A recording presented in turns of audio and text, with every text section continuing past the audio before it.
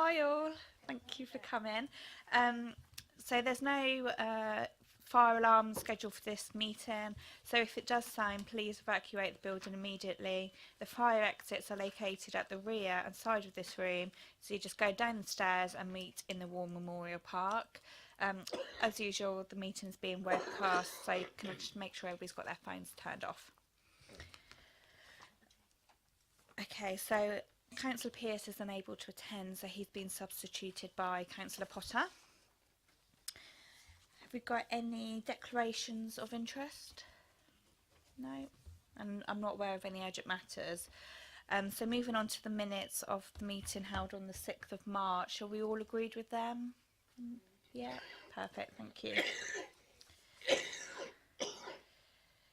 Okay, so we're here obviously for item number 5 for the long listing report, and due to the nature of the agenda item, we're going to go to private session. So we would need to discuss confidential papers at a public meeting. So we agree with members that the meeting is now to become confidential by passing the following motion. So under section 100A4 of the Local Government Act 1972, the public to be excluded from the remainder of the meeting on the ground that the public interest in maintaining the exemption outweighs the public interest in disclosing it, and therefore this exempt information is likely to be disclosed as defined under section 1 of the Schedule 12A of the Act. Okay, so Councillor Potter. Just before you go into that process, if I may, I mean, two things. Could I just confirm the fact that I'm going to replace Councillor Pearce for the completion of this process relating to the interviews, not just for today's meeting, for the record. I did want to say, while we're in public session, I mean, how dismayed I am at the list of applicants that we have in front of us, and I'll say this in public for a particular reason. I mean, we have a predominantly male list of applicants. In fact, I think I've worked it out. We've got something like 18% of the total who are women applicants. And I think it was only a little while ago we were complimenting ourselves within the council in terms of recent applications that we had, where we were running at something like 60% of the applicants were women, 40% men. As I say, we complimented ourselves on that. And to find ourselves running at this level, I think is unacceptable, quite frankly. And I think we need to do something about it before we get into the process altogether. And I know what Solace will say, but I think that when I look at a number of things, including, for example, even the advert, and there are women around this table who can probably help me on this because you'll be able to speak the language rather better than I, but I find this to be an unfriendly advert for women in its own right in terms of its corporate composition and the like. I also was looking at some information recently that I think went before the United Nations as it happened. It was because of probably Women's International Day, where an international firm of consultants was talking in terms of the special efforts that have to be made in terms of recruiting women for particular posts where, without sounding patronising, something like 8 telephone calls perhaps need to be made to potential women applicants, whereas in many cases a couple will do for the male applicants. Now, you can look at that in a number of ways, I accept that, but there's no doubt we have a male-dominated organisation, and I think we've got to make some special efforts to go beyond what we've got at the present time. We're potentially, and I don't say it's necessarily going to be the case, going to end up with an all-male shortlist, and I just think in regard to this type of executive position, we can do better than we have. And Solace can do better than it has, quite frankly. In regard to what has happened historically, they're now being paid a lot of money to do this second round, which doesn't look a lot different to me from the first, quite frankly, in many ways. So I think there's more work to be done on this. And before we get into all of the things that will go in terms of thinning this list down, we need to discuss that issue. Thank you for your view on that. I'd just like to put my personal point of view across as a young woman in the workplace. I do feel that this has been a very fair process. Never has it occurred to me that, you know, it's a male-friendly advert and it's deterring women from applying.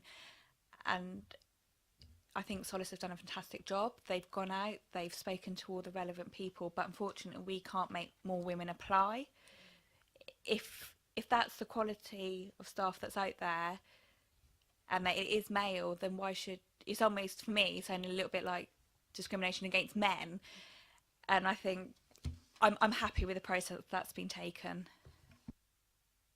I'm content to make the comments I do about men as a group, because I don't think they're one of the protected characteristics under the Equalities Act 2010, so I'm content with that. I'm not going to get into bother for that, I think. So, but I do think this is too heavily male dominated, and I think we should seek to do better.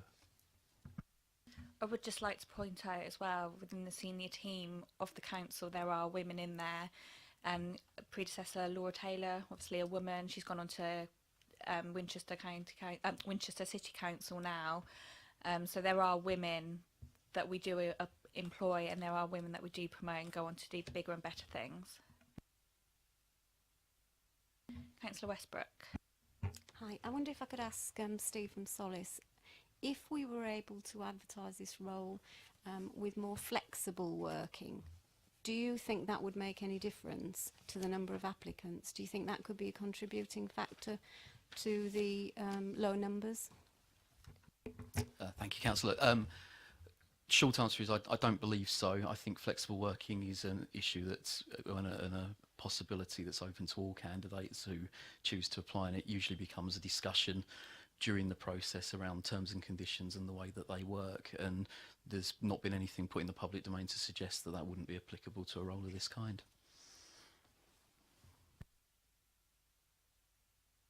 Councillor Sanders. I think I rather share the view that it's very difficult for us to control who wishes to apply. And I'm not sure I actually fully understand how this is something which would stop women from applying in terms of the advertisement. At the end of the day, it will come down to who we choose to appoint. I actually think when we look back over the two shortlists, when we appointed Laura Taylor and when we appointed Rebecca, in both cases, there was they were in a minority. What is fairly clear is that that was not held against them by any means. In fact, we have a track record of appointing more women than men at this level. And certainly, I don't think there's any intention to discriminate one way or another. I'm not sure how you actually solve the problem. If there aren't enough people who are qualified to apply, who is appropriate to apply at that level, who are women, it's very difficult, because otherwise you finish up looking at people who are not qualified, which is clearly not the right solution either. So I wouldn't want to prejudge the outcome on the basis of the starting point. Okay.